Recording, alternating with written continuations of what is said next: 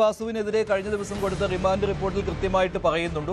ഇതേപോലെ തന്നെ ബ്രാക്കറ്റിൽ സ്വർണം പൂശിയത് എന്ന് എക്സിക്യൂട്ടീവ് ഓഫീസർ രേഖപ്പെടുത്തിയിട്ടും വാസുവിന്റെ കയ്യിൽ അത് എത്തി പിന്നീട് അത് കത്ത് മുഖേന ദേവസ്വം സെക്രട്ടറിക്ക് നൽകുന്ന സമയത്ത് അതിൽ സ്വർണം പൂശിയിട്ടുണ്ട് എന്നുള്ള ഭാഗം ഒഴിവാക്കി ചെമ്പുപാളികൾ എന്ന് മാത്രം രേഖപ്പെടുത്തി എൻ വാസു എന്നുള്ളതായിരുന്നുവല്ലോ. അത് ഈ ദേവസ്വം ബോർഡ് യോഗത്തിന് മുൻപായിരുന്നു, മാർച്ച് മാസത്തിൽ തന്നെ 6-ാം തീയതിയാണെന്ന് തോന്നുന്നു. അങ്ങനെ ഒരു കത്ത് എൻ വാസു നൽകുന്നു. ഈ കത്ത് നേരെ തിരുവിതാംകൂർ ദേവസ്വം ബോർഡ് യോഗത്തിലേക്ക് വരുന്നു. അവിടെ വെച്ച് ആ അജണ്ടയിൽ തന്നെ മാറ്റം വരുത്തി. ഈ അജണ്ടയിൽ ഈ സ്വർണം പൂശിയത് എന്ന് എഴുതാതെ കട്ടിളപ്പാളികളിലെ ചെമ്പുപാളികൾ ഇത് ഉണ്ണികൃഷ്ണൻ പോറ്റിക്ക് കൊടുത്തുവിടണം സ്വർണം പൂശുന്നതിന് വേണ്ടി. അപ്പോൾ അതിൽ സ്വർണം ഉണ്ടായിരുന്നു എന്നുള്ള കാര്യം മറച്ചു വെച്ചുകൊണ്ട് ഇങ്ങനെ ഒരു ഇടപെടൽ നടത്തി എ പത്മകുമാർ എന്നാണല്ലോ. പിന്നെ അതേ രീതിയിൽ തന്നെ ദേവസ്വം ബോർഡ് ഭരണസമിതി തീരുമാനമെടുക്കുകയും യോഗത്തിൽ വെച്ച് തീരുമാനമെടുക്കുകയും ദേവസ്വം സെക്രട്ടറിക്ക് അതിൻ്റെ ഉത്തരവ് ഇറക്കാൻ പറയുകയും അങ്ങനെ ദേവസ്വം സെക്രട്ടറി ഉത്തരവ് ഇറക്കുകയും ചെയ്തു. അതിനു മുൻപ് തന്നെ എ പത്മകുമാറാണ് ഉണ്ണികൃഷ്ണൻ പോറ്റിക്ക് ശബരിമല സന്നിധാനത്ത് നിന്ന് അമൂല്യമായ വസ്തുക്കൾ കൊണ്ടുപോകുവാനായിട്ട് ആദ്യ ഇടപെടൽ നടത്തിയിരിക്കുന്നത് എന്നുള്ള കണ്ടെത്തലിലേക്കും വന്നിട്ടുണ്ട് എന്നാണ് അറിവായിട്ടുള്ളത്. അതായത് കഥകിലാണ് തുടങ്ങിയത്, കഥകിൽ നിന്ന് കട്ടിളപ്പാളികളിലേക്ക് വരുന്നു, അവിടെ നിന്ന് ദ്വാരപാലക ശില്പങ്ങളിലേക്ക് വരുന്നു. ഇപ്പോൾ പക്ഷേ SITയുടെ കണ്ടെത്തൽ വന്നിട്ടുള്ളത് ഈ പറയുന്ന കട്ടിളപ്പാളികളുടെ കാര്യത്തിൽ മാത്രമാണ് അല്ലേ? റിമാൻഡ് റിപ്പോർട്ടിൽ അത് മാത്രമേ പറയുന്നുള്ളൂ. കേസും അതിലേക്കാണ്. പക്ഷേ അതിനു മുൻപ് തന്നെ കഥകിൻ്റെ കാര്യം ഉണ്ടായിരുന്നു. അതിനുശേഷം ഈ കട്ടിളപ്പാളികളും കഴിഞ്ഞ് പിന്നീട് ദ്വാരപാലക ശില്പങ്ങളിലേക്കും ഉണ്ണികൃഷ്ണൻ പോറ്റിയുടെ കണ്ണ് പോയി. അതും ഉണ്ണികൃഷ്ണൻ പോറ്റിക്ക് ആ സ്വർണ്ണപ്പാളികളും കിട്ടുന്നു. ഇങ്ങനെയാണല്ലോ പോകുന്നത്. അപ്പോൾ അന്വേഷണം ആ രീതിയിലേക്കും പോകുമെന്നുള്ള കാര്യത്തിൽ സംശയമില്ലല്ലോ ഡാൻ. ഹൈക്കോടതി നേരത്തെ തന്നെ ഈ പരാമർശങ്ങൾ നടത്തിയിട്ടുമുണ്ട്.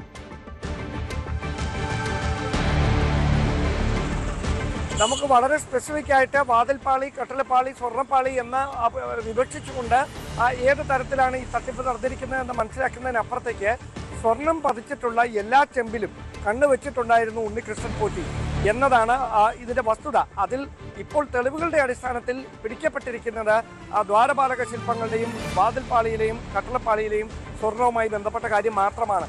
അതിനപ്പുറത്തേക്ക് ചെമ്പിൽ സ്വർണം പൂശിയ മറ്റെല്ലാ വസ്തുക്കളും ഈ തട്ടിപ്പിന്റെ ഭാഗമാക്കാനുള്ള ഒരു നീക്കം ഉണ്ണികൃഷ്ണൻ പോറ്റിയുടെ ഭാഗത്തു നിന്ന് നടത്തിയിട്ടുണ്ട് എന്ന് വ്യക്തമാക്കുന്ന വിവരങ്ങളാണ് പുറത്തു വന്നുകൊണ്ടിരിക്കുന്നത്. അതിൽ ഈ 3 കാര്യങ്ങൾ മാത്രമാണ് തെളിവ് സഹിതം ഇപ്പോൾ റിവീലായിരിക്കുന്നത്. അതിൽ മാത്രമാണ് ചോദ്യം ചെയ്യലും ഏറെക്കുറെ മൊഴിയെടുക്കലുമൊക്കെ പൂർത്തിയാക്കുകയും ചെയ്തിരിക്കുന്നത്. ഇവർ ലക്ഷ്യം വെച്ചിരുന്നത് എന്താണ് എന്ന ഒരു സുപ്രധാനമായ ചോദ്യമുണ്ട്. അവിടെയാണ് ഹൈക്കോടതിയുടെ ഭാഗത്ത് നിന്ന് കഴിഞ്ഞ ഇടക്കാല റിപ്പോർട്ട് സമർപ്പിച്ചപ്പോൾ ഉണ്ടായ നിരീക്ഷണം രാജ്യാന്തര കള്ളക്കടത്ത് സംഘങ്ങളോട് ഉപമിക്കാവുന്ന തരത്തിൽ കിടപിടിക്കാവുന്ന തരത്തിലുള്ളൊരു തട്ടിപ്പാണ് അവിടെ നടന്നിരിക്കുന്നതെന്നുള്ള പരാമർശം. അവിടെയാണ് ഈ 3 ദ്വാരപാലക ശില്പങ്ങളിലെയും വാതിൽപ്പാളിയിലെയും കട്ടിളപ്പാളിയിലെയും സ്വർണത്തിനപ്പുറത്തേക്ക് മറ്റ് ചില വലിയ ലക്ഷ്യങ്ങൾ അവർക്കുണ്ടായിരുന്നു. അങ്ങനെയെങ്കിൽ ആ ലക്ഷ്യം എന്താണ്?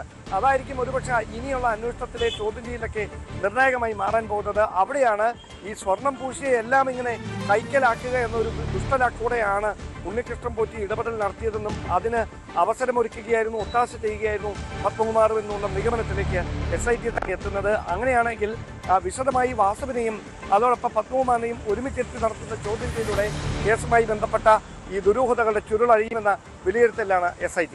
പക്ഷേ മറ്റൊരു കാര്യമുള്ളത്, കഴിഞ്ഞ ദിവസം ഇന്നലെ തന്നെ ഈ പത്മകുമാർ അറസ്റ്റിലായതിനു ശേഷം പത്മകുമാറിനെ ജയിലിലേക്ക് കൊണ്ടുപോകുന്ന ആ സമയത്ത് ചില അഭ്യൂഹങ്ങൾ പ്രചരിച്ചിരുന്നു. പത്മകുമാർ SITക്ക് കടകംപള്ളി സുരേന്ദ്രനെതിരെ മൊഴി നൽകിയിട്ടുണ്ട് എന്ന്. അന്ന് ദേവസ്വം മന്ത്രിയായിരുന്ന കടകംപള്ളി സുരേന്ദ്രനായിരുന്നു. അത് ഇങ്ങനെ ഒരു കത്ത് ആദ്യം അവിടുത്തെ സ്വർണ്ണപ്പാളികൾ അവിടുത്തെ ചെമ്പുപാളികൾ സ്വർണം പൂശുന്നതിന് അനുവാദം നൽകണമെന്ന് ആവശ്യപ്പെട്ടുകൊണ്ട് ഈ പറയുന്ന ഉണ്ണികൃഷ്ണൻ പോറ്റി ദേവസ്വം മന്ത്രിക്കാണ് കത്ത് നൽകിയത്. അത് അവിടെ നിന്ന് ദേവസ്വം ബോർഡ് പ്രസിഡന്റിന് കൈമാറുകയായിരുന്നു എന്ന രീതിയിൽ ഒരു മൊഴി നൽകിയിട്ടുണ്ട് എന്ന രീതിയിൽ അഭ്യൂഹം വന്നിരുന്നു. അത് പൂർണ്ണമായിട്ടും തള്ളിക്കളഞ്ഞിരിക്കുകയാണല്ലോ ഇപ്പോൾ. അങ്ങനെ കടകംപള്ളി സുരേന്ദ്രനെതിരെയുള്ള പരാമർശങ്ങളില്ല. കടകംപള്ളിയെ ചോദ്യം ചെയ്യും എന്ന രീതിയിലുള്ള അഭ്യൂഹങ്ങൾ പരന്നിരുന്നു. അതൊക്കെ തെറ്റാണല്ലോ അല്ലേ? ഇപ്പോൾ നിലവിൽ അങ്ങനെ ഒരു സംഭവമേ ഇല്ലല്ലോ. അന്വേഷണത്തിന് നേതൃത്വം നൽകുന്ന പ്രത്യേക സംഘം പറയുന്നത് ഇതുമായി ബന്ധപ്പെട്ട ഈ കേസുമായി ബന്ധപ്പെട്ട ഈ ചില കഥകൾ പ്രചരിക്കുന്നുണ്ട്. അതിൻ്റെ ഉത്തരവാദിത്തം മെനയുന്നവർക്ക് മാത്രമാണ്, അന്വേഷണ സംഘത്തിനല്ല എന്നാണ്. അതോടൊപ്പം ചേർത്ത് പറയുന്ന കാര്യം, ഈ അന്വേഷണത്തിൻ്റെ ഒരു ഘട്ടങ്ങളിലും ഇതുമായി ബന്ധപ്പെട്ട ചോദ്യം ചെയ്യലിലെ സുപ്രധാന വിശദാംശങ്ങളടക്കം മാധ്യമങ്ങളിലൂടെ ചോരാൻ പാടില്ല എന്നൊരു വലിയ ശാഠ്യം ഹൈക്കോടതിക്കുണ്ട്. കോടതിയുടെ ഭാഗത്ത് നിന്ന് കർശനമായ നിർദ്ദേശമാണ് തങ്ങൾക്ക് നൽകിയിരിക്കുന്നത്.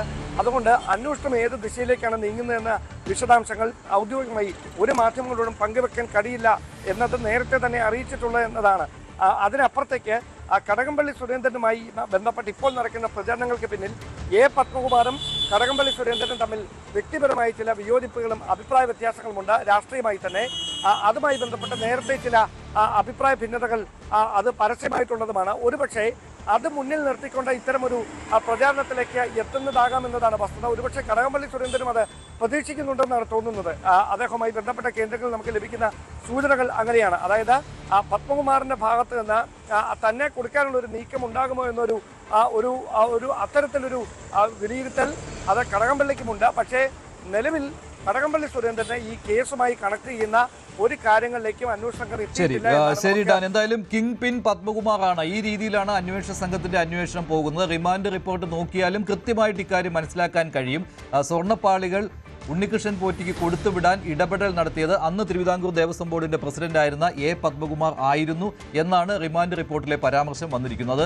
തിരുവിതാംകൂർ ദേവസ്വം ബോർഡിന്റെ നിർണായകമായ ആ യോഗത്തിൽ തീരുമാനമെടുക്കുന്നതിന് കാരണക്കാരനും എ പത്മകുമാർ ആണ് എന്ന രീതിയിലുള്ള പരാമർശമാണ് റിമാൻഡ് റിപ്പോർട്ടിൽ ഉള്ളത്. ഇപ്പോൾ BHP നേതാവ് ശ്രീ അനിൽ വിളയിൽ ടെലിഫോൺ ലൈനിൽ. ശ്രീ അനിൽ വിളയിൽ, എന്തായാലും കിങ് പിൻ എ പത്മകുമാർ ആണ്. അവിടെ കൊണ്ട് അന്വേഷണം തീരും എന്നാണ് ഇപ്പോഴത്തെ അന്വേഷണത്തിന്റെ പോക്കനുസരിച്ച് തോന്നുന്നത്.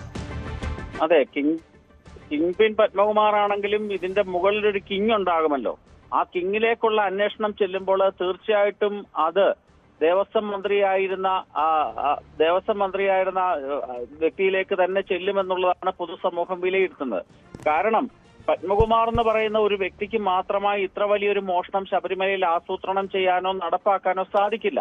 അതുകൊണ്ടാണല്ലോ അദ്ദേഹം പറഞ്ഞത്, ഞാൻ ദൈവം പോലെ വിശ്വസിച്ചിരുന്ന ചിലർ എനിക്ക് പണി തന്നു എന്ന രീതിയിലായിരുന്നല്ലോ അദ്ദേഹത്തിന്റെ ആദ്യത്തെ പരാമർശം തന്നെ.